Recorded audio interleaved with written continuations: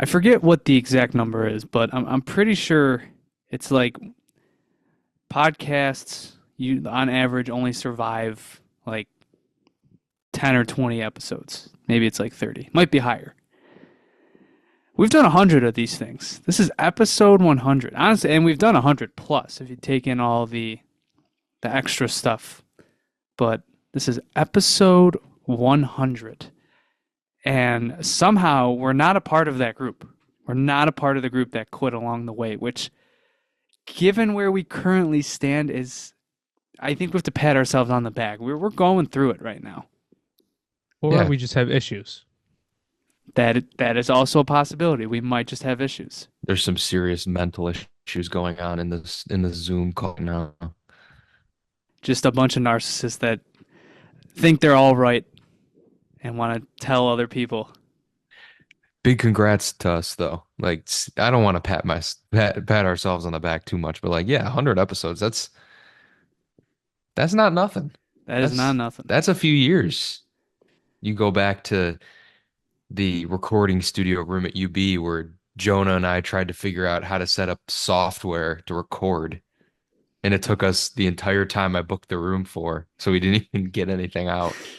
Yeah, we were like, we got a tight window. We're just gonna go in. We're gonna hit record, and then we'll be good. But then we walked in, and Christian was like, "Do you know how to set this up?" I'm like, "Well, I think it shouldn't be too hard. I think I'll just figure it out right here." And spent the next 45 minutes trying to figure out how to plug two microphones into a Mac. Like, is input one and two, and then the output three and four? It's like there were so many inputs and outputs, just didn't work. And there is an episode zero buried out there somewhere because we did figure it out, and we did have a little bit of a tangent We had a to test go off session. of. We had a little I think test we session. lost. I think we lost that episode. I think we either lost that one or we lost like we did like a different one later that we chose not to like air. Either that, One, well, I think I have episode 0 somewhere in the vault. we also had well, we had didn't we just have one episode semi recently have issues with rendering and we just lost the episode? Yeah, something happened back in the spring, and like they were. It was another like downward It was a downer spiral, episode, yeah. and like it was short too. It was like a 40-minute episode. It was like, as much as like this, call me crazy, is this season not still more fun than last year? It reminds me more of the 22-23 season because 8-game losing streak and there's a lot of chaos going on. And the fans are even getting on it with the palm tree stuff. Well, that's my point. It's I, like A, we're having more fun with it, and B, isn't it? It's more fun to be like, funny bad rather than last year where like, I mean, they're long because I was curious because they've lost 8 straight now. They lost 8 straight 2 years ago. They lost 18 straight 4 years ago. So I was like, I was trying to like just go and look back, like what was the longest losing streak of last year, and it was like 4, and they only did it like once. Everything else, it was just back and forth, and it was Yeah. just they were stuck in mediocrity. And that episode that we did, it was just kind of like, it's like, what do we even like? They just are what they are. They're a mediocre team. Yeah, I even said once you hit a certain point where you lose so many in a row, you don't even feel anything from the losses anymore. You just try and laugh about it. And then when you win, it's just like a happy accident. You're like, hey, cool, we won. Not like, yeah, last year was just constant frustration because it's like you see that they're right there and you're just like yelling, just can you get over the hump? And they just couldn't do it. Yeah, it's been they lost me like 4 games ago. We're 4 games ago. It was probably the Colorado game. It was probably that one where I was just like, yeah, they are just what they are. This is not the year. Well, And you've seen a noticeable pattern with these last few games. It's just I feel like I'm watching the same style of hockey every single night. and it's funny. I said it. I think I jinxed them last episode. Um, I said they're too good to be bad. Nope. They No, might just you were wrong. they might just be bad. I Yeah. don't know. I mean, injuries, being without their captain definitely doesn't help, but They are embarrassing on a national scale again. I mean, they made Wayne Gretzky watch that hockey game. Ugh. And I just don't understand the angle they're going for either because they seem like they're playing dump and chase, but they're not good at it. Like they're not a dump and chase team. They cannot win. The amount of times I've seen Dylan Cousins just get absolutely, he can't win a puck battle to save his life. He can't hold on to the puck. His small area skills are just gone. I don't Yeah. know. The Sabres have lost 8 straight now. Last night being on national television, playing another team that has arguably been as disappointing, but you could tell that there was a big difference between those two teams as we'll get into a little bit more. But welcome back to another episode of the Sabre Roundtable. My name is Jonah, I'm Christian. Now I'm JP. and as always, we are talking to you about all things Buffalo Sabres hockey and even a little bit of the wider NHL. Episode 1 goddamn 100. We have done 100 of these episodes, and I think we are worse off mentally for it. But I still think we're willing to keep trucking along, and this is it's a cool milestone, but only hopefully one of a lot more to come. As we kind of talked about, though, it's been, I mean, geez, has it been how many episodes since we talked about a win? I mean, it was the West Two. Coast trip. Yeah, like two, I think. Because we've been a little spotty as of recent. Apologies for that, but I mean, Hopefully you can understand why. yeah, exactly. Like how much do you want us to just, spit negativity on here? It's like even I have a limit. I know a lot of you people out there. I see the comments. You could go for days. I hit a certain point where I'm just like just checking out. I'll keep up with the team, like if I'm just gonna be sitting at home, maybe I'll throw it on my phone or something. But you're not. I heard Joe DiBiase say it on the radio this morning. You're not getting the big TV anymore. You're getting the phone. All right. I'm gonna watch it on the phone. I'm gonna put something else on the TV. Once again, we have found ourselves at another low point of the season. It only keeps getting deeper as we go. 8 straight losses. If the Montreal Canadiens win tonight, the Buffalo Sabres will be last place in not just the Atlantic Division, the Eastern Conference on December 12th.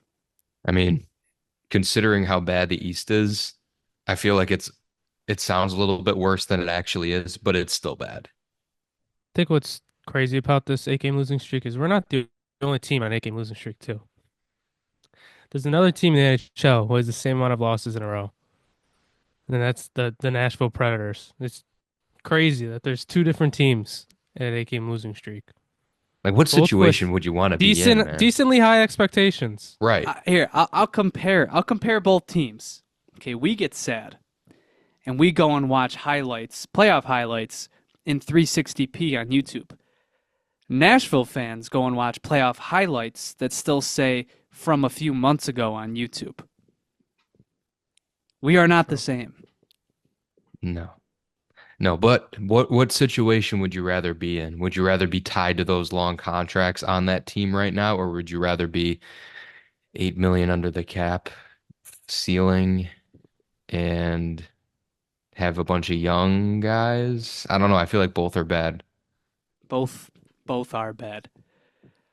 I think it's only appropriate. It's been a little bit since we've done some regular segments on here. I think we have our choice for this team stinks this week. And I know we're doing it on a Thursday, and we're going to do the concernometer too. But my God, the Buffalo Sabres, this hockey team stinks. 8 straight stink. losses, 7 straight losses at home, swept on a 5-game homestand for the first time in franchise history. And above all else, it doesn't seem like any changes are on the horizon. They've broken 2 records on this homestand. Can you believe that? They've broken 2 records you don't want to break. Losing 5 at home in a row and blowing a 4-0 lead to lose 5-4 in regulation. They stink all right. it's been a rough go of things. We've talked in depth, in so much depth, about the frustrations that lie with the team. If you want more of a rant type episode, watch episode or listen to episode 99. Nothing's changed since that episode got put out except more losses. And it's episode 100. I want to keep things light. I want to keep things somewhat happy, somewhat upbeat on this very, very blizzard-like night surrounding Western New York. Want to keep it a little bit light. You know what? You can only take so much negativity, and everybody's in agreement. Everybody has a different problem with the team right now. But I did want to highlight a few. So, firstly,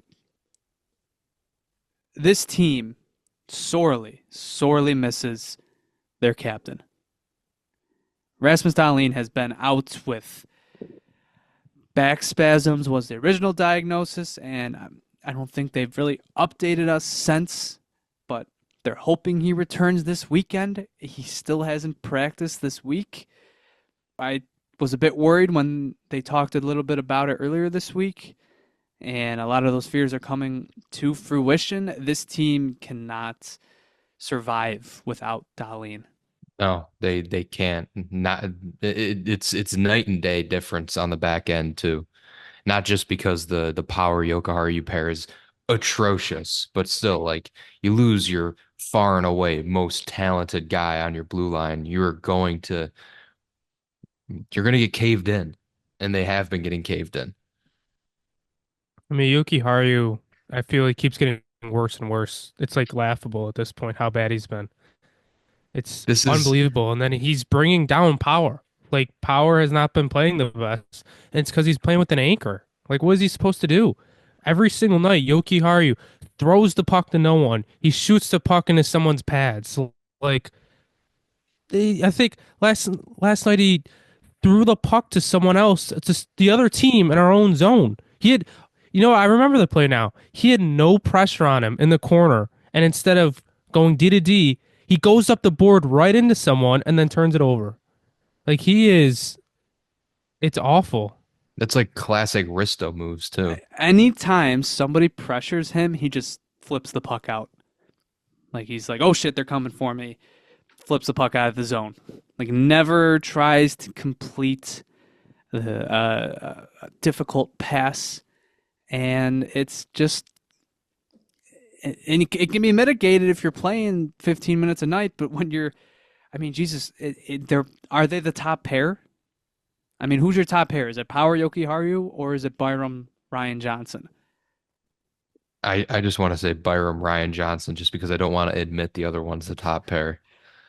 I don't think it's that. I think it's Owen Power and Henry. Because guess what? The entire lineup got shuffled the other day. What was the one constant?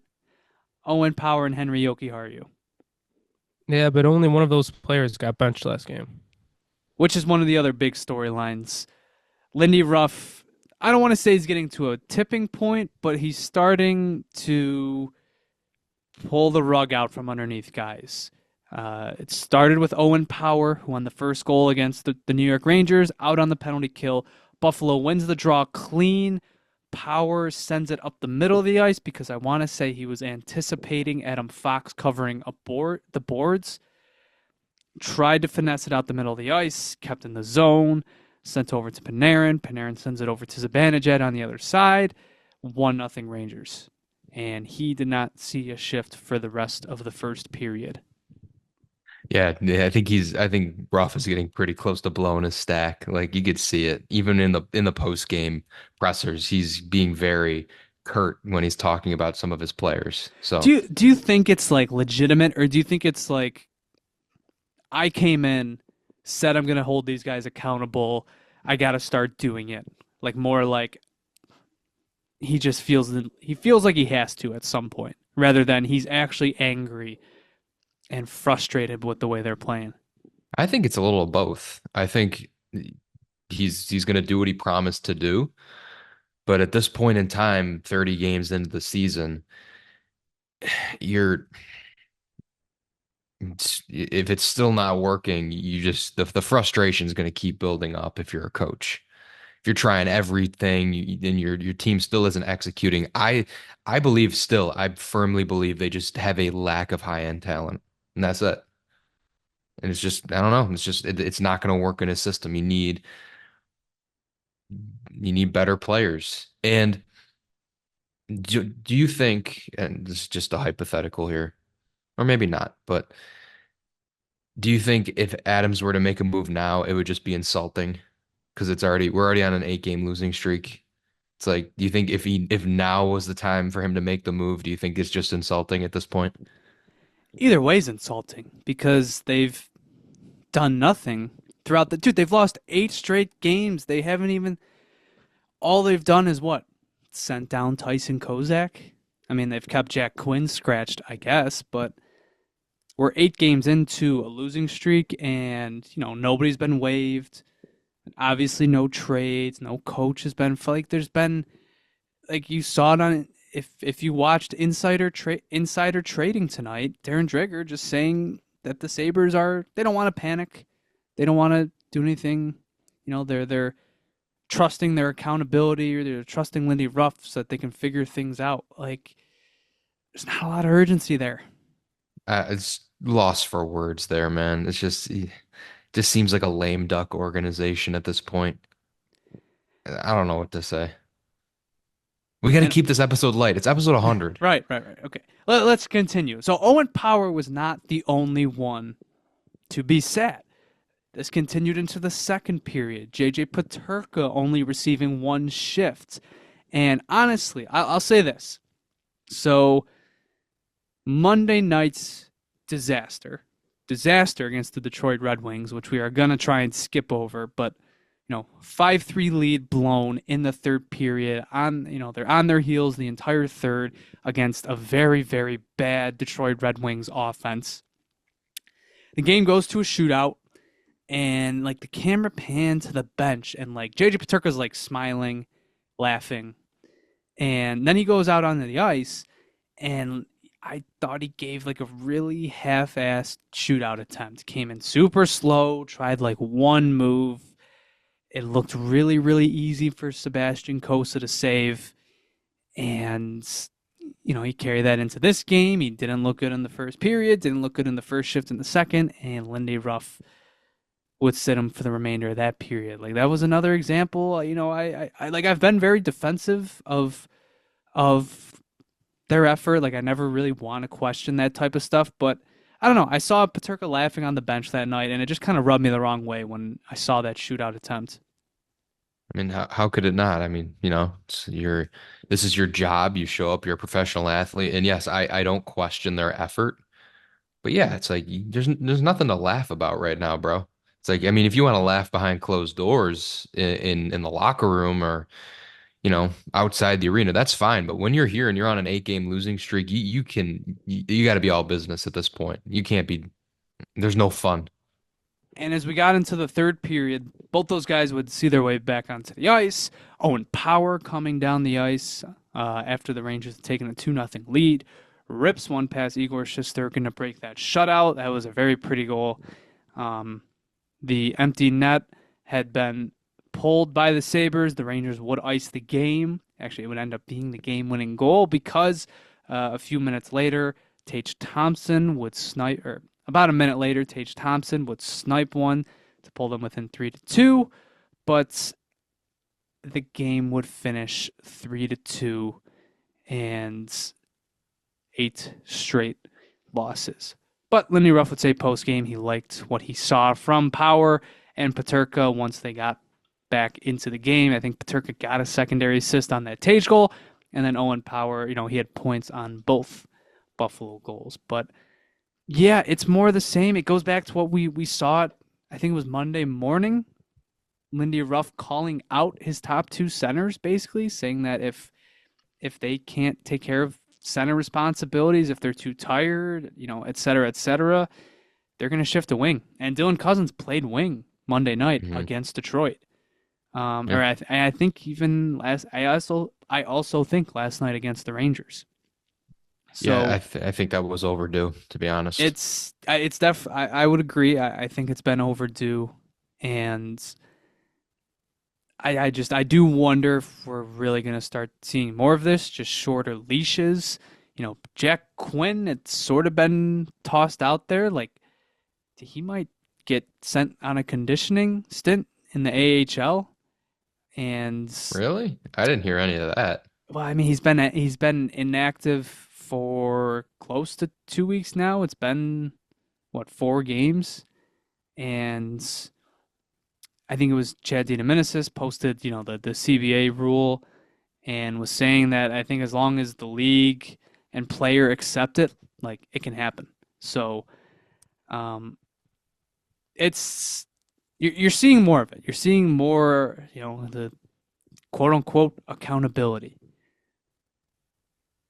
I think that could be a step in the right direction for him. I mean, at the end of the day, he's still a young player. What is he? Isn't he like 21, 22 years old? Like he needs to be playing. Like even if it's not with us, like he's a young player, he's still developing. Put him down with the Amerks, let him score a few goals, get some confidence up, and maybe you bring him back up. But I think him just sitting in the press box every night is doing no good for him. And I'm not even saying he should be in the Sabres lineup right now. I'm just saying it's not good for either party right now. It's not good for the organization to see his value just completely fall off and not getting any better, and it's not good for him. His confidence is probably at an all-time low, and it's probably not going to get any better unless you send him down to the Amerks for a little. After Sunday's debacle against the Utah Hockey Club, Yuri Kulik at one point during the third period was on like a mini breakaway, went through the legs, and then a few minutes later he would actually go on to score Buffalo's second goal of the game. He was scratched Monday night. Another sort of example of that going on. That one was weird to me too. I know that I know it was garbage time, and I know, like, was it the through the legs thing? Like, was that kind of the spark? Was that, you're down 5-1, you're trying to go through the legs? Was that the reason? Because I don't know. I think, like, we're deep enough into the season where we're starting to see more of Lindy Ruff and how he's approaching this team, and I'm starting to have some question marks, and I think, that was one of them. I think even Quinn, they scratched him at the weirdest time. Like, he was coming off that West Coast trip where it was his best stretch of the season, and then they decided to pull the rug from out from underneath him. And then the Kulik thing, and you still got Owen Power getting benched the other night while his partner is playing twice as worse as he is. It seems scrambly to me. Like, he's trying to get anything going, and some of these he's just kind of throwing things at a wall. Well, what else could you do at this point? So you can't knock him for trying, I guess, until there's an actual, roster move made. There's nothing else you could do. You just got to keep, shuffling the deck until something seems to work. I feel like at least for when Kulik was scratched, like Greenway did come in, and I think it's been noticeable that he's been in the lineup these past 2 games. That third line's been good. Him, Zucker, and McLeod, and Greenway's been a force out there. So at least it wasn't like for nobody. But I still disagree with benching Kulik because I feel like he's been. I think he's been someone who's at least shown life. He might not be producing, but I think he's shown life, and I don't know. What else is there to say? No one in this lineup is really producing other than Tage, so you could do whatever, and it's not going to make a difference. Could I give a quick shout out to Greenway and Benson because those two have been the only two bright spots on this team over the past, like, I don't know, at least coming from last game. I thought they had good games. I think that Jason Zucker should absolutely be thrown in that group. Oh yeah. Yeah. 100%. 3-point game against the Detroit Red Wings, on pace for over 50 points. We floated this question out there. Is this going to go down as like one of the best signings in Buffalo Sabres history? Because Probably it's a for bad free list. agency. It's a very low bar, Yes. but he's been so damn good, so worth that money. It's not even like you can't even call it an overpay anymore. It's been a damn good contract, and he's been a difference maker. It's like every night, and it's just it sucks because he's supposed to be a third line player. It's like the rest of the lineup isn't following suit, and it's like that third line.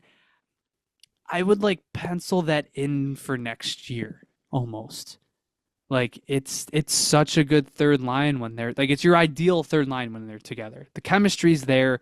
Greenway's really blossoming into like what they wanted to trade for, and McLeod, that's his role, and Zucker like he when he was signed, people didn't know if he could score in that role or be the only scorer in the bottom six. He can do it.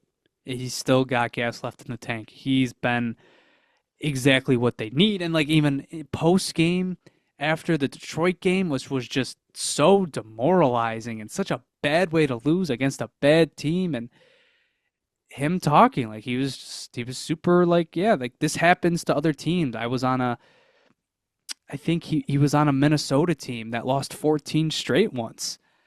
He's seen it all, and that's what this team is missing. More of that instead of like when Tage Thompson or when guys are looking to leaders in the locker room, they're looking at Tage Thompson, they're looking at Rasmus Dahlin. They've never seen the other side of this. Jason Zucker has. Jordan Greenway probably has. Look at what Ryan McLeod went through with Edmonton last year. These guys have seen the other side of that. And like as much as this is deja vu for the fan base, as much as this is familiar territory for the guys in the locker room, like you need to surround them with people that doesn't think it's that this is their first experience with Buffalo. Hey, I turned it around here. We can turn it around over here. There's nothing preventing us, and I think that's just the common. It's more of the common theme. Like they needed more of those guys this summer. Hey man, I mean, from the moves that Adams did make, they worked out. They really did. The McLeod trade and the Zucker signing. I mean, let's forget about Sam Lafferty. Okay, we'll just scrub that from our memories. But um, you just wish he'd made more of those. And I mean, I don't know if you could re-sign Zucker. I don't know if he wants to re-sign at this point. Do you start floating offers out to him at some point? I think you have to extend him. I mean, Yeah, if you can, like, I think you have to do it. I mean, at this point, you're going into next offseason with, I don't even know the projected. I think it's over $20 million give him 10. combined. Combined, though. Like, what are Paterka and Quinn going to cost? I $5 think million? Like, Paterka probably gets, like, on a bridge, like, 4 point something, I would say. And Quinn, get the like, Olafson deal. Quinn's getting like he might get. I don't think he'll get below $1 million, but he probably should. So, I mean, you're gonna have so much money, you might as well spend it on a guy who has actually produced and is kind of like what you need. Right. Why would he sign an extension with us? Because we'll offer him the most money. Will we though? That is the question. But I would like it's the type of presence that room needs. If it's just not enough. I did want to jump to one more thing. I think I am at my wit's end with the power play. It's bad. Is it? I think it's worse than last year, which is incredible. It is incredible that I'm saying that. I think the power play is worse than last year. There's all the words in the dictionary that could be used in conjunction with bad. That's what the power play is, because it is. Oh my God, I don't think I've ever seen anything worse in my entire life watching this organization and this franchise. I think this is the worst it has ever been, ever. Like they used to go on like little runs here and there where they just couldn't like break in. It seemed like they'd pop out of it more often than not over maybe like a few game stretch, but this has just been just atrociously bad. They've been given so many opportunities to score a big goal and win a game during this losing streak, and we just haven't done anything with it. It's it's I don't know. It's really bad. I want to say they're kind of trying new things with they've been switching up the personnel, but at the same time they're really not because it looks like the same issues every single time. It's just more of the same. Seth Appert should not have been put in this position. It's honestly unfair to him. It really is, because he's probably asked, like, hey, we want you on Lindy Ruff's bench. Do you want to run the power play? And he's probably like, yeah, like I can do that. But it was a poor choice. It was an incredibly poor choice, and they're feeling the wrath of it. You can't skate by on that. And it's more than just the power play with this coaching staff. It just seems like the team is out of sync, and that plays into the power play. It feels like there's no familiarity, chemistry. It's like they're not playing, with their natural instincts. Like it's like they're thinking so much. Like, okay, like here, I saw this in the video session. Like I need to do this. It's like, I don't know. There's just nothing familiar. There's no safety net for them, and it's it's much like the rest of their roster. They needed an experienced power play coach there, and they went with someone who I don't think ever ran the power play in Rochester, and is also a rookie NHL assistant coach. Are you sure it's just the coach though? For the I power think so. play? I think it has been so many years of bad that like you can't tell me, like, of all the personnel, everybody they've thrown in there, the best players on the planet can't run a half decent power play. I mean, I guess you're right. I don't know. Maybe it's just I want to say I want to blame it on the talent again, but you know what? I think I'm getting what you're saying. There are much worse units in the NHL that have a way higher success rate than us. So I would agree. I'll blame it on coaching. I think remember when the Amherst power play was very good, like 2 or 3 years ago? You remember who was the power play coach? Who was a special teams coach? Don't say his name. I'm not going to say it, but You're gonna say he's it. probably riding the coattails off of that. You can say it. It's okay. I'll allow Just it. Say his say he's name. an assistant Say his coach on name. the Rangers right now. Michael Pekka. This isn't we should have kept Michael Pekka. I'm just saying Seth Appert is They probably should've. riding the coattails off of that. They should have kept Michael back. That was the only time the Amherst power play was good. And it's maybe Lindy thought, oh, he was the head coach during that time. I don't know.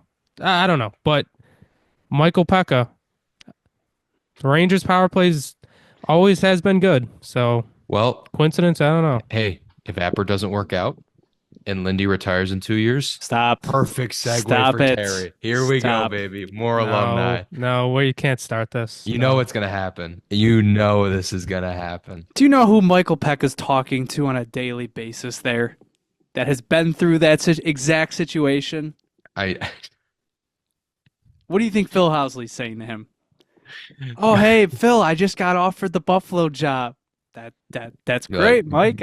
Bro. Good luck. Good luck, buddy. We're just gonna run through all the alumni. We're gonna put anyone that's on the alumni plaza board right now. They're gonna get a shot at some point in the organization. Was it Jay McKee this offseason? That was like wasn't he the dark horse? Like he was the dark horse alumni that might get hired as a first time head coach. Oh my God. We're doing the whole circuit. And you get excited when someone like that is hired, but then a few games in, you're like, oh yeah, this is a rookie. I was gonna say, I forgot this guy. This is his first time in the NHL. Yeah. I mean, we already don't really have the best relationship with a lot of our alumni, so why don't we continue that? We'll bring back some other players as coaches, then run them out of town, and we'll keep going through the cycle until no alumni actually want to associate with this organization anymore. So now that we're so deep into this losing streak, it doesn't seem like changes are on the horizon. It doesn't. What, like hypothetically, let's say a report came out tomorrow. Kevin Adams is willing and open to trade core players. Put that in quotations.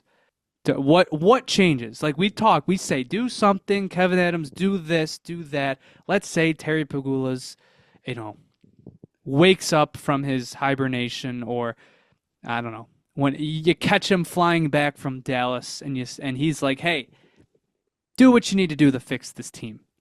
What do you do from here on out? How about do we think this season's over? Is it done? It's 14 years, 100%. No, no, 14 years isn't 100%. I'd say it's getting there. I mean, I hate to draw comparisons to the Blues back in 2019 who were sitting in like 31st in January and they went on to win the cup. That's an I outlier. don't know. We're just trying to make the playoffs, man. That's like the Josh Allen fallacy. He's like, Yeah. well, my rookie QB was bad, but so was Josh Allen. So, we Right. might have a few, a generational prospect here. No, yeah, exactly. But if I'm saying first person on the table, are we talking about core guys like as in locked up under contract already? If like you are the GM and you're like, I need to fix this team, I need to do it by shaking it up. What do you think is the right course? Quinn and Cousins. Those are the first two forwards I'm Both. offering up. Both? No. Okay, so I'm going to go off of the three players I would say are available would be core players, Cousins, Quinn, Samuelson. If you want to shake things up, go with Quinn. If you really want to if you really want to, send shockwaves, you go Cousins or Samuelson. I think Quinn's the first person you dangle out there for bait. But if you really want to go like, hey, playing into your hypothetical as in, I got to fix this team now and we need to make the playoffs. If you could find someone who's willing to make a blockbuster trade, then I would offer up Cousins. I think it would be a really bad time. I think it would be a bad place to trade Jack Quinn. I just, unless you can find like an adjacent, like young, injury-prone guy out there. Like I look at Anaheim, a team with not a lot of no-trade clauses. Like Zegras just went out with his meniscus injury. Even Mason McTavish. Like if you want to do Quinn, and like a swap for one of those guys, okay. Otherwise, what are you really gonna find out there? You're probably just gonna find another. Like I would be nervous that they're just setting them, like they would be trading someone who could, someone who could realistically still hit for maybe someone that's like another Jason Zucker, something like that. And that's what I worry about with like a Quinn move. For me, I think I'm at my end with Dylan Cousins here. I just don't. If he's gonna figure it out, I don't know if this is the place anymore. Like it's just too. It's just such a far cry from what we saw 2 years ago. And maybe it was the Hathaway fight. I don't know. Maybe it's just natural regression. He's just shown me nothing. Like really, just nothing. Even Quinn has flashed at points this season. At times, he's made you go like, "Whoa, that was a nice play." I know Cousins, like his raw production isn't. It's still bad, but it's not Quinn bad. I don't know. I think he's had one. I think the Vancouver third period was the first time all season where I'm like, "Whoa, okay, Cousins is like he's alive." I don't know, and I also like, dude. A few weeks ago, the Athletic did their they ranked trade value across the NHL. He was ranked higher than Tage Thompson. And You like, think? do I think Really? that's actually the case? No, but Yeah. that's that's probably based off of some. Like you look at us. I've said this before. Like a 6'3" center, 23 years old, 2 seasons removed from a 70-point, 30-goal season.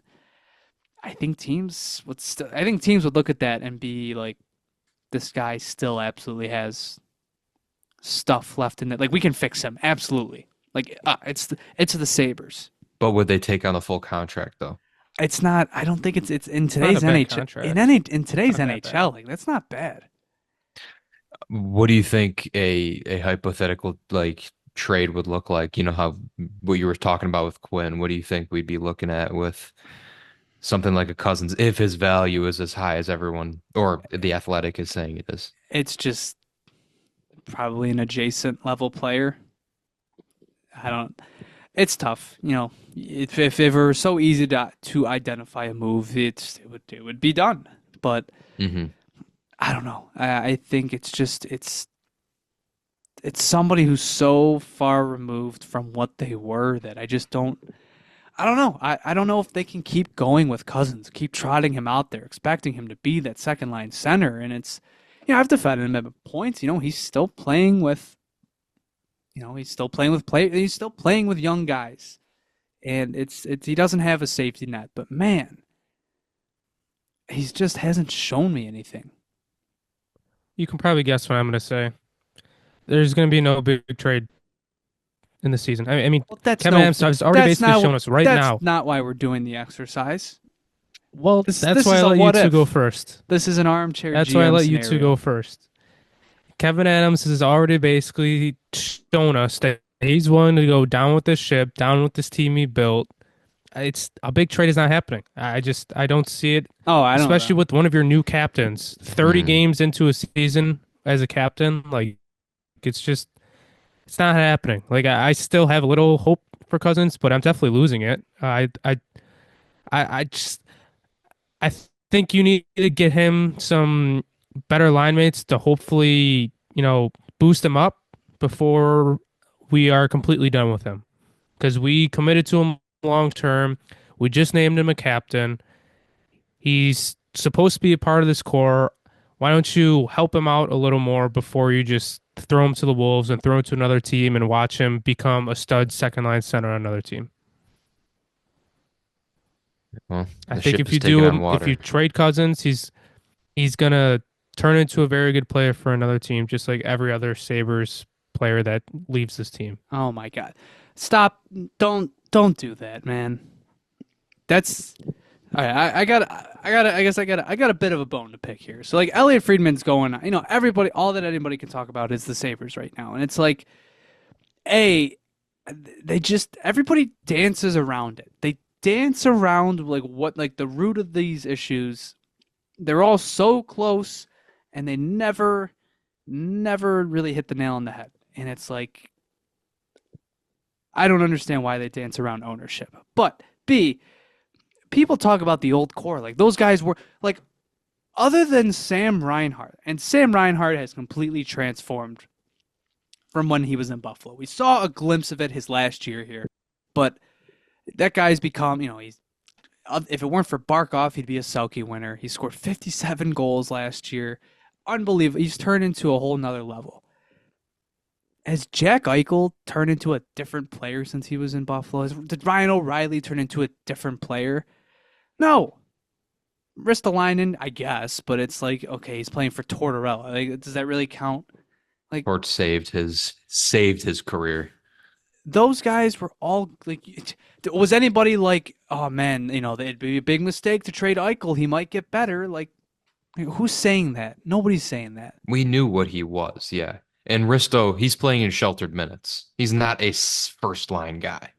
I take issue with that narrative because it's seemingly the Sabres have the same issue. It was, I think it was Friedman reporting like they're scared that if they trade a guy like Cousins, he's gonna be the next guy. Well, it's like, as opposed to what? Are you just gonna sit here and wait and wait and wait to be right?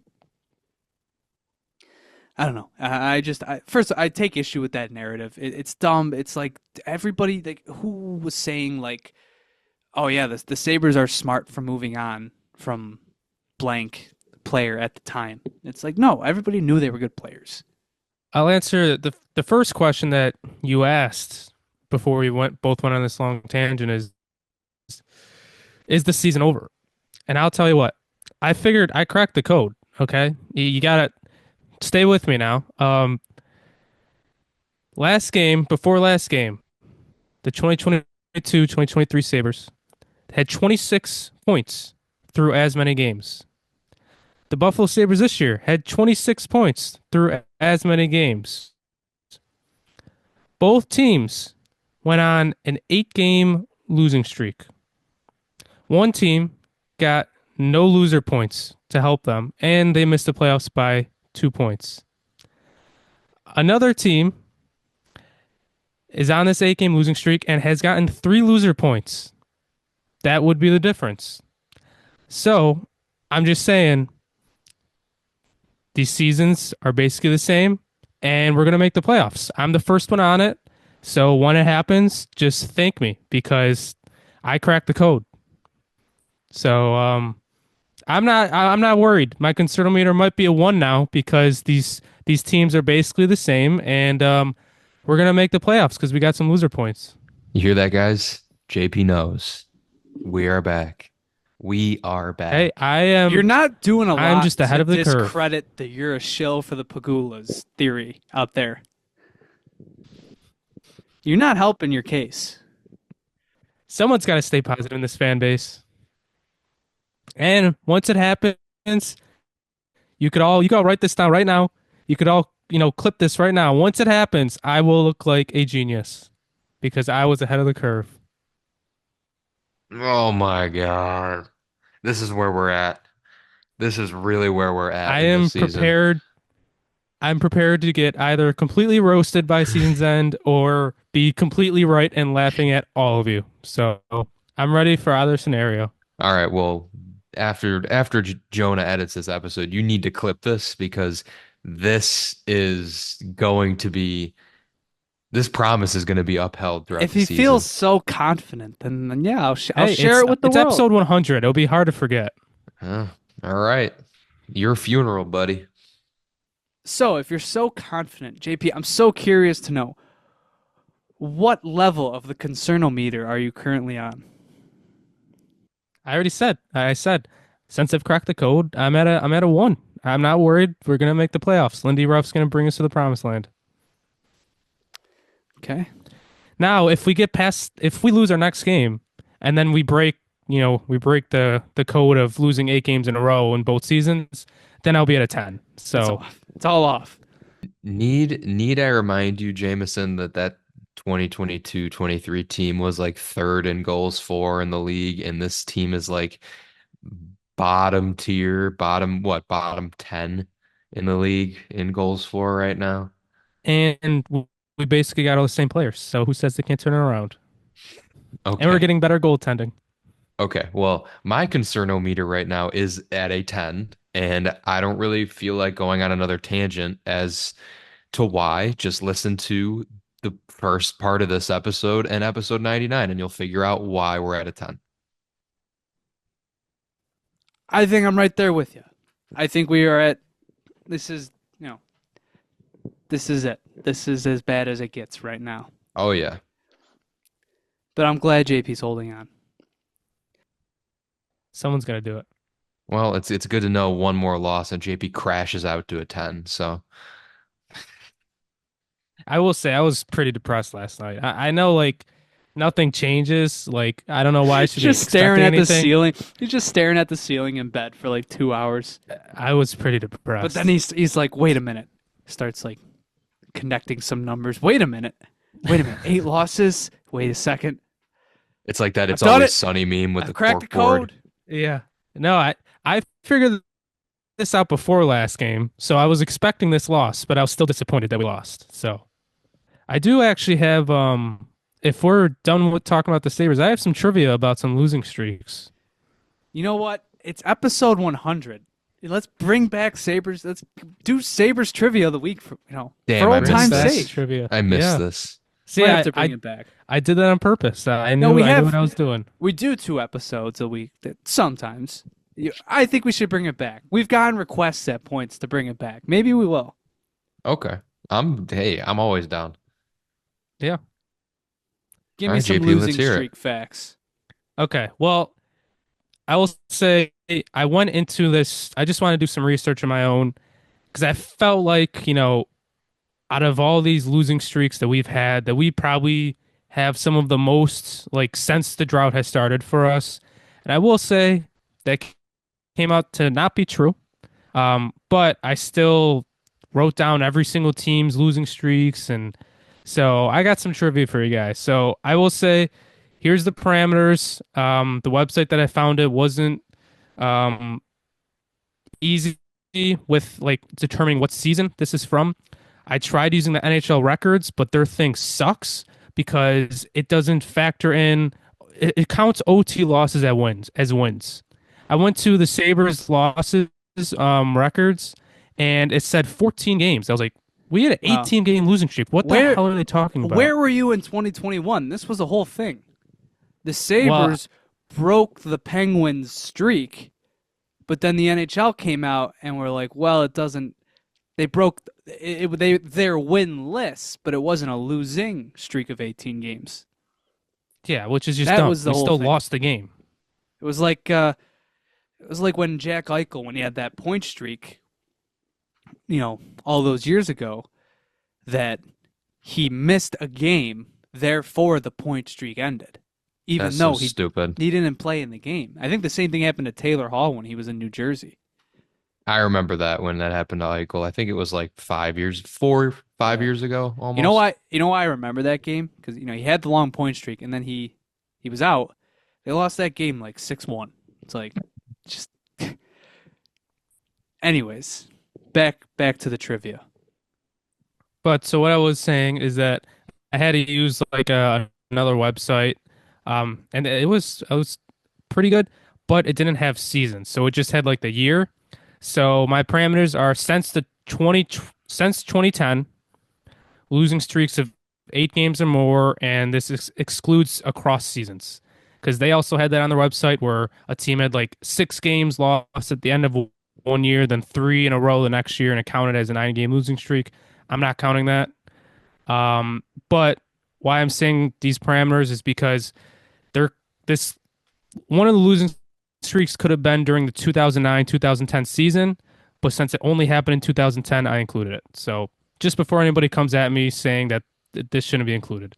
But so the Sabres, can you guess how many losing streaks we have of 8 or more since 2010? Okay, well, it's definitely 2. I don't have the Definitely years, but I'm 3. sure you could figure them out. I know the tank. I know the Eichel tank team lost 10 in a row once. That's really all I can think of, though. So I'll just because I'm going to go off my memory, I'm going to go with 3. I'm gonna go with 5. It is 5. They had the 18-game losing streak, a 14-game losing streak, an 8-game losing and 3 8-game losing streaks. Didn't even factor in the 18 game. I was thinking the 2 8-game losing streaks and the 10 game. Okay. Well, my answer would have been 4 Yep. then. Yep. What was the So what were the 5? What was the 5th one? I said it's 18-game losing streak, a 14-game losing streak, and 3 8-game losing streaks. I don't have the years because I would have been keeping track of them for all of them. But I think one of them was in the 2014-2015 season. That might have been the 14-game That losing was streak, or definitely that the was the other 14. 8-game That losing was streak. definitely the 14th. Then that was a 14. Then there's another 8-game losing streak in there. But I honestly thought that was going to be like a lot compared to other teams, but it's actually not. There's 6 other teams who played during its time span that has more 8 or more game losing streaks. Can you name those teams? Well, I know the Arizona Coyotes is one of them from last year. RIP. Yes, they had 9 of 8 games or more. They had a 14, 12, 11, 10, 10, 9, of 9, 8 games 8. or more. Oh my god. Yep, and that is tied for the most. Is Carolina one? Carolina is not one. They only had 1. Hmm. They had 1 8-game losing streak. Edmonton? Nope. They had 3. Damn. Let me go with I'll say one of these teams had like 3 last year or 2 years ago in one season, which I just thought was incredible. The Blackhawks? The Blackhawks. They also had 9, 8 games or more losing streaks, and I think they had 3 in one season and 3 in another. I was gonna say Like they were good in at least the at least we don't do 2010s. that. Yeah. Um. All right, I guess let's stick with the Western Conference here. The San Jose Sharks. San Jose Sharks. Yep, they've had 8. Okay. How many more So teams are there? you've said the Blackhawks, the Sharks, and the Coyotes. There's 3 more. Uh, Stick in the same state, the Anaheim Ducks. They have the same amount as us. Okay. So no, Hmm. they have 5. Is Toronto one? Nope. They That would have been funny. They have 3. Give me the Florida Panthers. No. No? All right. They have Florida Panthers 2 That's it. Since what year? Since 2010? since 2010. Man, we're so poverty. It just happens every I'll say year. these teams still aren't good. So they might have happened in recent years. They might have happened earlier. They're still not good teams. So you should be Columbus? able to get them. Columbus, yep, they've had 6. Montreal? Nope, they've only had 4. Mm. Is it one of the three amigos? That's what I was. Is Ottawa one? One of them. It's Ottawa. Is it Ottawa? Not, nope. Son of Oh, a- it's Ottawa's not. Detroit? Detroit. I'm They have sorry, 4. Ottawa. my- I'm sorry. Actually, that makes sense because they were god Did- awful towards the end of the 2010s. Oh yeah, they were. Detroit had 6. Yeah, Yeah. that's bad. That's about right. So we got one more, And there's two one more, more. Yep, one more. one more. Huh. Is it Philly? It is Philly. They had Good 6. guess, Jonah. Yep. I'm just looking through this list right now. So I'll say once again, so it's the Blackhawks, Blue Jackets, Red Wings, Flyers, Sharks, and Coyotes have all had 8 game or more losing streaks since 2010. But I am looking at this list right now. We have the 2 longest ones on this list. Oh yeah. So that we might not have as many, but we have the 2 longest ones with 18 and 14. There's like 2 13s in there, but we have the 2 longest ones. Nobody dominates the I got record books like the one Buffalo more- Sabres. That's right. We break records. I'll tell you that. So there's actually one last question. There's 5 teams that don't have a single 8 game or more losing streak. Can you name them? Boston. I was going Boston immediately comes to mind. Nope. They had a 10 game losing streak in there. Only one. When? Man, when year was that? I'm going to go Washington. They got to be one. I don't believe so. Dude. Nope. They had one 8 game losing streak. Son of a bitch. Pittsburgh. Yes, they are one of them. There we go. Um, Tampa Bay. Tampa Bay. Yep. Dallas. No. Yeah. They had one 8 game losing streak.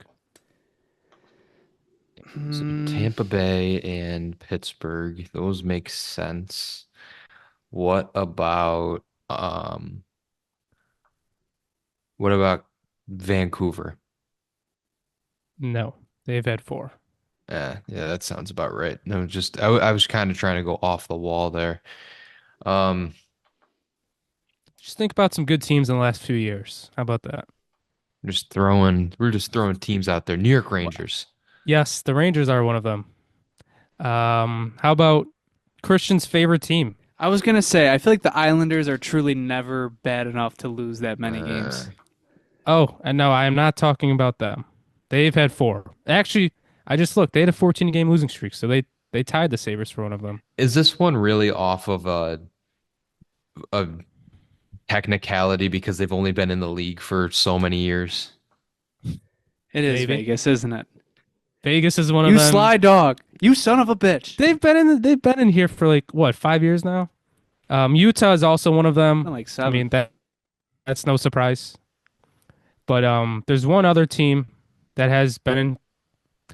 I'll say this team hasn't been in the NHL. They switched teams um, in the past, what, 2 decades? Was it Winnipeg. They're currently leading. Yep, Winnipeg. Yep, Winnipeg, the Knights, Utah, Lightning, Penguins, and Rangers. But basically, what I got through all this, losing streaks happen. Like it happens. There's been a lot of them. Everybody just calm down. You know, Everybody some of needs to these calm teams, down. you know, Take a chill pill. There's that's no right. reason Losing- to freak out. Everybody stay calm. We need No to keep our reason. composure. Don't freak out. Keep our composure. There's no reason to freak out, everybody. The way it goes. Didn't Tuck say like a week or two ago that we're way ahead of where we were a few years ago? Like he knows, like Hey, we're light this stuff years. happens, We're and light years ahead. yeah, he knows that I cracked the code too. I think he might have cracked the code too. They're way ahead. They're good.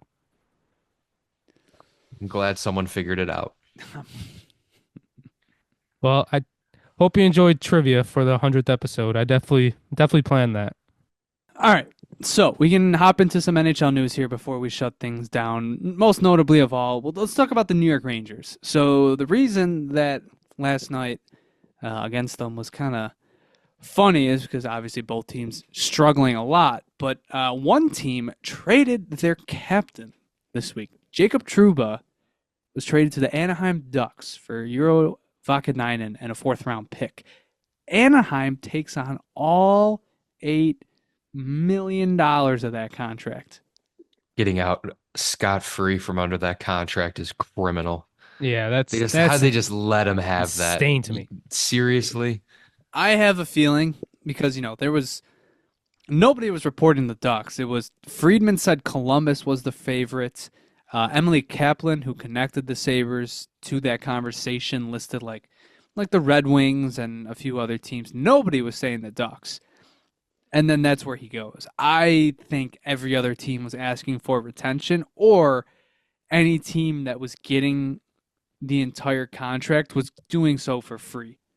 And then Anaheim comes in and says, oh, we'll give you a depth defenseman and a 4th-round pick. Just a ridiculous final price. I know it's not apples to apples, but Jake Wallman was traded for future considerations this offseason. That guy's nearly a point per game on the Sharks. Just ridiculous. It seems like there's no shared consensus across the board as to how deals are done. Every organization just likes to do whatever the hell they want to do. Did you see Trouba's comments though? He went on a podcast shortly after, or maybe it wasn't him, but it was somebody talking about it, and they were saying like, yeah, it's kind of like what's the word? It's like a ritual to go to get shipped off out of New York.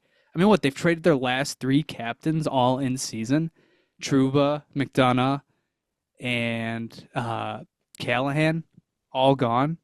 Seems like a ritual to just, spew lies in that organization too, or just false rumors.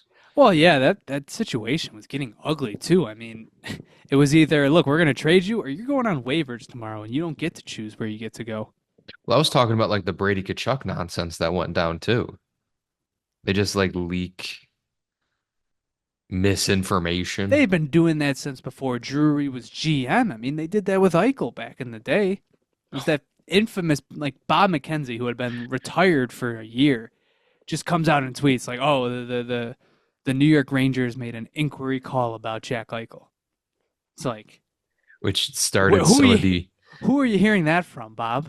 And what started probably one of the worst eras of mock trades from a fan base that is now notoriously known for terrible mock trades. Yeah, Eichel for who was it? It was Capo Caco and No, a that was second. too good, dude. That was too good for them. It was an untouchable. Oh yeah, Untouchables. Yeah, I forgot about that. That franchise could have a Stanley Cup if they had been willing to part with like Capo Caco. They would have Reinhardt. They would have one of the two, but neither guy went there. It would look like a fleece because Yeah, that's my point. Gakko hasn't been the best. Like it would be a It's been the fleece, but no, opposite. they were untouchables. I mean, look at all. I mean, I guess like Niels Lundqvist somehow got a first round pick, but like he was one of their first. He was one of the guys that was always untouchable. Obviously, Kako, like Othman was an untouchable, or like Zach Jones. It's like they had like everybody, and it's like they could have gotten him, and I don't know. It's just funny, and it's funny to see the Sens owner call them out for soft tampering. It's like, yeah, it's kind of what it is, dude. They keep doing this over and over again. I mean, you just knew the situation wasn't going to end good when you're talking about trading your captain in the offseason. Like you're talking about it going into the season. How is this supposed to get any better? And it never seemed private. Like you've seen a lot of other sports. It's usually public, but the NHL likes to keep stuff behind closed doors, and this was just a weird situation. But of course, with this Jacob Trouba trade, just wiping their hands free, $8 million free in cap space. Correct me if I'm wrong. They might still have more money spent than the Buffalo Sabres. I could be wrong. You're probably right. I don't even want to look. Let's just spread more misinformation. They just cleared $8 million in cap space. They currently have less cap space open than the Sabres. Jesus. Lame duck organization, folks. Just never ends. Well, you talk about the cap space. Terry Pegula was interviewed the other day. He was in front of media. I'm sure you guys saw that. And no one asked him a Sabres question. Well, he was at an NFL meeting, but it is funny. Jerry World. He can answer questions for the national media for the NFL. I can't answer any questions from local reporters for the Buffalo Sabres. I was like willing to support the claim that he's just so kind of past his day that it's like getting him in front of a microphone isn't a good idea. We saw that a little bit earlier this year at the Lindy press conference, but I understood that. And it's not even to say he's still fine behind a microphone. He's not. I watched that interview. He still said a few things that were stupid. He's not media trained. That said, he's still like the fact he went on NFL Network to answer questions. It's like, what are we doing here, man? Now it's like, okay, now you're actually hiding. Now you actually are just avoiding the media. But enough of him. Every single comment under his interview was Sabres fans flocking to it. I was proud of people when the Bills announced their minority ownership group. That you still saw, you got Vince Carter and a bunch of people in that group, and then you just see the comments talking about the hockey team. Like, yes, thank you. Can Dua Lipa buy a share of the Buffalo Sabres? Save us. So there was another pretty sizable trade this week, a goalie trade.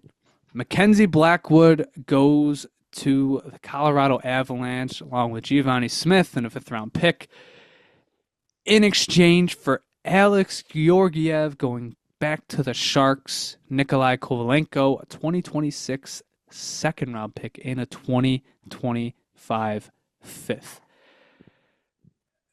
The Colorado Avalanche have now completely reshaped their goalie tandem and went from Georgiev and I don't even think Francois played it. It was they traded Wedgwood for it was like Putin, so he's on Nashville now.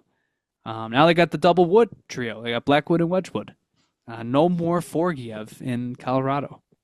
It's a sad day. The Buffalo Sabres are the last team to pull a Forgiev against Colorado. Oh, that's right. We were. Yeah. And we lost that game. And we lost. And we did lose. It's only appropriate. Yeah, that makes me think. We didn't talk about that. A goalie who played his first ever game against the Sabres.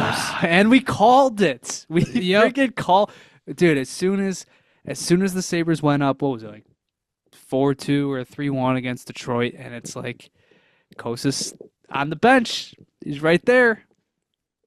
And they did it. They did exactly 1, that. 2, and 2 against They even- goalies that have been pulled against us. They have a Yeah. 20% winning percentage when they get a goalie yanked. The rest of the league is like 95%. It's ridiculous, dude. That's so dumb. It is the funniest thing. It's like if they pull a goalie, I feel worse about the game, even Me though too, we're probably yeah. up 4 goals. Anyways, He was the first goaltender in history to be the backup going into a game. The starting goalie gets pulled. He gets put in. He's the first goalie ever to win his first game after coming in late in a shootout. First goalie in history. We are breaking more and more records. I told you, nobody owns the record books like the Buffalo Sabres. They're just making all sorts of history this week. Anyways, back to the Blackwood for Georgiev trade. This is interesting. I feel like Georgiev was the Blackwood a few years ago. Somebody playing on, I mean, I guess he wasn't on a bad team, the Rangers, but somebody that they thought could maybe do more with a better team. It's been a very quick fall off for Alex Georgiev. He was very good a few years ago and has quickly become one of the worst goaltenders in hockey. So Avs are hoping that Blackwood can help change some of their fortunes. And honestly, giving up Kovalenko, who just signed there this past year and had been pretty decent in their middle six, and a second-round pick, it's a hefty price for Mackenzie Blackwood. But goalies are voodoo, so what the hell do we know? They just wanted the Wood trio. They got Miles Wood, Blackwood, and who's the other one they got? Wedgwood. I knew it was another goalie. Can we legally change Henry Okiharu's last name to some sort of anagram of wood? Yoki Wood. You'd be getting Wood Kiharu. Wood Kiharu. We'd be getting calls from Colorado immediately. Last bit of NHL news, I did want to bring up what was originally thought to be the Stadium Series, but actually might be the Winter Classic, might be headed to Florida in the Miami Marlins Stadium. How is that going to work in 75 I feel like we weather? say that. I mean, I feel like we've gotten past that point, right? We've seen games in Lake Tahoe. Yeah, but that was a cold environment. I'm talking about California, wasn't it? Wasn't there a snowy landscape? I thought they were having issues keeping the ice. But they are having issues. Well, because they played at 1:00. I don't know. Night outdoor games are always superior. Mm-hmm. But I don't know. We've seen games in California. Carolina hosted one. I don't know.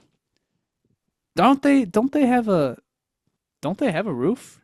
I was gonna say I think they might have a retractable one, because I don't think they have a dome, but I think it's retractable. I'll try and find it quick. But the Florida Panthers might be hosting next year's Winter Classic. Did you guys know that it's not on New Year's Day this year? No, when is it? It's on New Year's Eve. Why? The NHL lost their holiday. Until what? Is it college football? Maybe. I don't know. Every sport has one. The NBA has Christmas. NFL has Not anymore. Thanksgiving. I guess not. anymore. I guess not anymore. NFL is taking over everything. Yeah. NFL is Christmas games too now. But the NBA, it used to be Christmas. Yeah. NFL was Thanksgiving, and hockey had New Year's Day. And I'm pretty sure it was January 2nd, a year or two ago. It's well, what are we doing here? Bettman's getting absolutely cooked by these other leagues. The Marlins have the largest retractable roof in Major League Sports. So they do have a There you roof, go. but it's still going to be 75 outside. It's still going to be weird. But Be shorts and jersey weather in that stadium. All right. So that's going to do it, I think, for this episode. Before we shut things down, we did a little bit about it. We did a little bit of it when we opened this episode, but episode 100. We have done a lot of these. And firstly, I just want to thank everybody. It's been a very fun ride to get to where we are. We started with nothing, with a handful of people tuning in. And, we've grown quite a lot. And, even the team has only gotten worse as we've gotten bigger.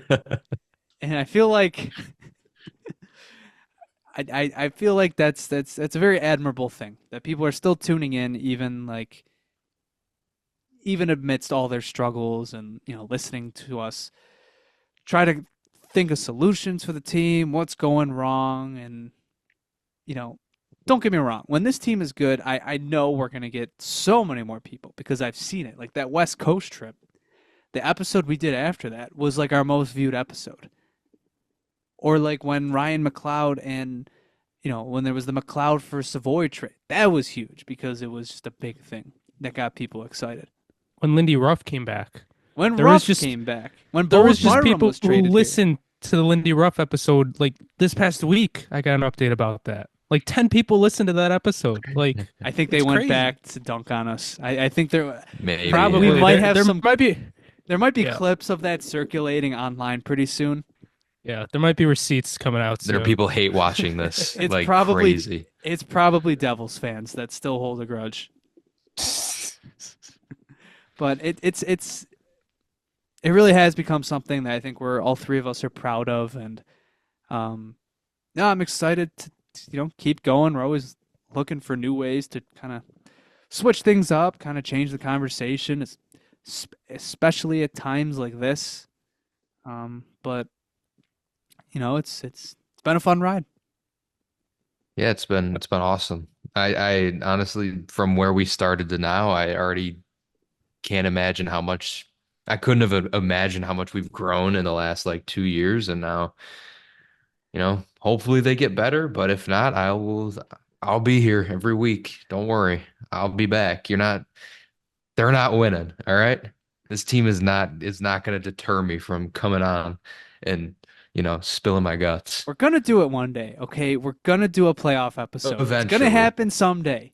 Episode 450. It's gonna be amazing. I might cry on here when it actually happens. If I get the chance to come on here and talk about a clinch, but no, we're here instead. We still got a ways to go. Bottom of the East. Yep. We might not enjoy every episode we do, but we do enjoy doing this. So yeah, like Jonas said, appreciate all the listeners, everybody who comments, everybody who DMs us talking about the episode, whether that's saying some of us are idiots or saying some of us are right. Like it's all a fun conversation. And it is kind of funny this year, like how Jonas said, we're always trying new things. We did come into this year with more of a structured plan. We got 2 episodes a week. We had more segments. But since this team sucks, it's kind of been thrown out of the water. That shit's gone right out the window. That has gone way out. Like how? We're like, this team's supposed to be taking the next step. Maybe we could structure this a little bit better. Maybe for a normal team. Maybe a normal. Yeah. If we ever rooted for a normal team, we could, do more structured stuff. But no, it. Oh well, shit changes on the fly all the time. It is what it is. We'll try to get back to normal now. Now that it's like. We've gotten the venting for the whole season is basically out. You can only gotta be, yeah. You can only complain about ownership for so long, and everything else for so long. We'll try to negativity. It weighs on you eventually. So hopefully today was more of a return to status quo. Do you, in the 100 episodes that we have done, is there like a favorite moment that sticks out that we've had on here? I've got like one or two. Is it cake? The Is It Cake scandal, that's a good one. Is it the one episode we recorded after the Blackhawks lost where Jake was freaking out in his room? Like no one could hear it through the mics, but we could all hear it because we're recording it. We've told you this can story. Hear it. You can actually hear it. If you go back, I recorded it recently. You could hear screaming in the background. So for anybody that doesn't know, because this was, in our first season of doing this, 22-23, we were still recording in person together. And I went to, JP and Christian were living together. I went to their apartment, and their roommate was watching a Blackhawks Sabres game with us, and he had money on the game, and I'm pretty sure he just took straight Sabres money line. And the Sabres were up 3-1 against the Blackhawks that won the Bedard lottery. And the Sabres were up 3-2. The Blackhawks tied it with 30 seconds left, and then they lost. And then the Blackhawks won it in overtime. As we hit record on the episode, and you could still hear it as we were just saying, you can hear, shit being thrown, screaming. JP and Christian's roommate was not, and it carried like 10 minutes into the episode. That's what I'm gonna say. Like, it wasn't right after the game. It was a half hour after the game, probably when we can hear that. We were still heated though. Everyone was still heated. I think JP broke a popcorn bucket. Yeah, I broke a pop. Like, I was heated too, but after a few minutes, I was all right. A half hour later, he was still screaming. He lost rent on that game. Simpler times. I think, that just made me think of recording at the apartment, the Lubushkin one. I mean, come on. That was a good one. Lubushkin That OT. was a good time, yeah. We came on and played Gummy Bears to start the episode. That was a great one. That was a good one. That might be one of my favorites we ever recorded because we didn't even have like a docket, or I had a docket, and then it just became, well, now we got to talk about Ilya Lubushkin scoring a short-handed overtime goal. That was insane. I also remember when they beat, when they were staving off playoff elimination, we recorded twice. We recorded before the Florida game, so we were super hyped about that. And then we recorded, I think it was before the Rangers and Devils doubleheader that eliminated them. And I remember at the same time, like for 2 consecutive episodes, we were talking about playoff math. So those were 2 that I think were some of my favorite. It's always good, Other teams talk about series and stuff. We'll talk about how many points it'll take us to get in. A dark horse moment, I think it's got to be the Elias Pettersson answer on our trivia episode earlier this year. No, this year. Yeah, this year. Are you talking about, what was this year? Well, the Jack Hughes one was fun. I was going to say the Jack Hughes one is what I was thinking Jack of. Hughes one, that's good. Where we're naming 100-point scorers from the 22-23 season, and JP's first guess is Jack Hughes, who finished with 99 points. But no, you remember we were naming, I think we were doing the same question, and we asked Derek, I think we guessed like JT Miller. Or we guessed somebody from Vancouver, and he was like, no, JT Miller finished first on the team with like 94 points. And then it goes to Christian, and he immediately guesses Elias Pettersson. I do remember that now. That was good. Good times. Yeah. Good times. Very good times. More to come. Hopefully more memories to come. I do miss the in-person episodes. Seemed like more funny stuff happened back then. Yeah. I was actually thinking about us doing an in-person episode like last episode or something, just to be in person and share our thoughts on this team. We'll schedule one. We've gotten over like the putting a camera in front of our face hump. We'll have to invest in a camera and just every so often have an in-person episode. Yeah. Especially we usually do like our NHL draft reactions. Like, that's true. Mm-hmm. So, if we're always doing Zoom now, like we can get a camera, do some stuff. We've gotten requests to go live too. We have. That would be fun to do. You don't want to see me live. You have to cut so much out of these episodes because of me. Christian, it's better now. Back then, he would make jokes I couldn't let air. But yeah, that's more fun stuff on the horizon. I definitely do want to live stream, just like post game stuff someday. Like make our Thursday episodes live or something like that. Like if the Sabres play, and it's like you can just do like a post game thing. So I don't know, fun things for the future. I got some things planned for this winter too. I want to try and get like the TikTok more involved. Do that. People always like the clips, and I don't know. Should be fun. Highlight videos are coming back. I do have to say, last thing here before we finally get off. The team has been worse, so much worse, since we rebranded. Yeah. Yes. Do we go back? Yes. Do we have like a retro night? Should we have a retro night for the Sabre report? Might have to go back to the Royal Report. Do we have the old PFP saved somewhere? I heard like nostalgia is the big thing now. Like, Nostalgia's been the hot thing for the last like decade. well, that's true. Started with the first Star Wars that came out. How long have we been, the Sabre Report now? Has it been? I think It was September it was 1st of before- 2023. It was before last year. It was before the start Okay. of last season. So that makes me think, how many of our listeners were with us back then? Like some people might not even known we were the Sabre Report. Like, You mean the Royal The Report? Royal Report. You mean? or that we were the Royal Report, and now we're the Sabre Report. You still So- can't say it all these years later. The Royal The Royal No, I Report. can't. I The can't. Royal I can't.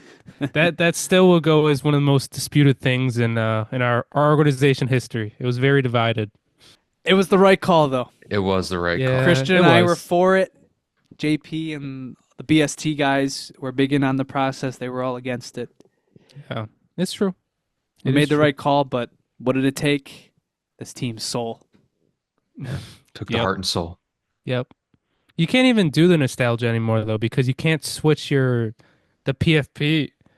I think you can now.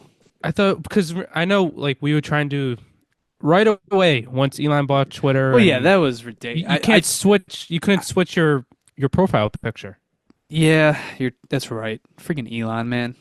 because we tried to Well, do it the would- goat head. oh, We had the yeah, goat head logo. That was the thing. People would switch their PFPs to the goat head, but then when he bought Twitter, it was like, oh, we need to verify you're a real account, so we can't switch your profile pic for another 24 hours. Well, it's like, And you were unverified during that time, I'm pretty sure. Took the fun out of that, yeah. no fun. Did you see some people were advocating for him to buy the team? You know what? It can't be. It, wor- it There's would, no- it can't be worse. I was gonna say It would cannot make be it. worse. It would make it interesting. Could you imagine the richest man in the world buys the Sabres and still will not spend to the cap? I might DM him tonight. Does anyone have his email? Does he like hockey? He doesn't even have to come by. Just Does sign he the even know who the checks. Sabres are? He probably doesn't Probably even not. know who we are. Probably not. I do have some breaking news. The Sabres avoid being last place in the Eastern Conference for one night. We survived. Yeah. I should check if There Montreal we go. plays tomorrow, though. They do not. They do play Saturday, though, so can't wait for that. Good stuff. All right.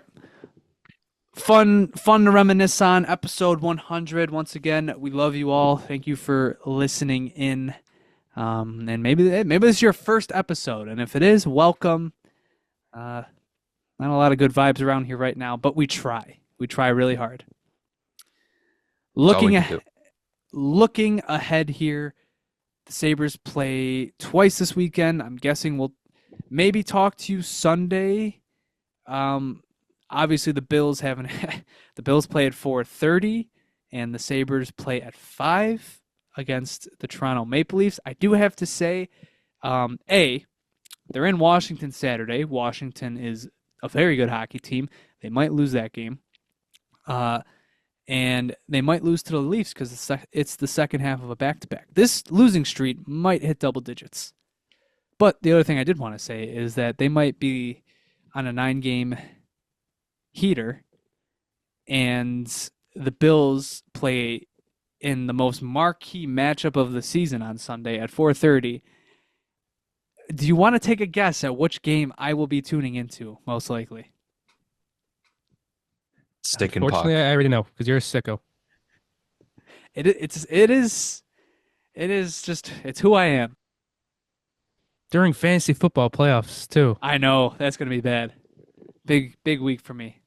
So we'll either talk to you Sunday. Maybe we'll talk before the Leafs game. Maybe after it. I don't know. Maybe we'll talk Monday. It all depends. But we'll probably talk to you before next Thursday. Hopefully we can get back on our Thursday, Sunday schedule here. So, if you guys have nothing else to add, Buffalo Bandits had their season opener. They beat Rochester. They're 1-0. And this Friday, or it'll be today when everybody's listening, it is the banner raising night, I'm pretty sure. It's their home opener. So if you want to watch an actual good team play in that building, the Bandits are home opening. It's nice that the Sabres kept their seats warm, but the real owner of KeyBank Center is back. Exactly. The real banner hangers are back. I saw somebody on like when the Sabres were on the national maybe it was last night or a previous game. Somebody's like, "Damn, like that lacrosse team really owns the rafters in that building." It's like, "Yep, they do. They do." Yeah. Yeah. Yes, they do. But other than that, if you want to follow us on Twitter, you can follow us at the Sabre Report. Also on Instagram, TikTok, and Bluesky at the Sabre Report. If you listen to this on YouTube, thank you very much for listening. Be sure to like, share, and subscribe. If you want updates for the pod, you can follow us on Twitter at Sabre Report Pod. It was a tough loss for the Buffalo Bills this past week against the Los Angeles Rams, but it was also a Game of the Year candidate, and our friends over at the Buffalo Sports Talk podcast broke it all down, and they just released their episode yesterday, so go give it a listen. Other than that, once again, thank you for 100 episodes. Here's to many more. Take care and go Sabres. Go Sabres. Go Sabres.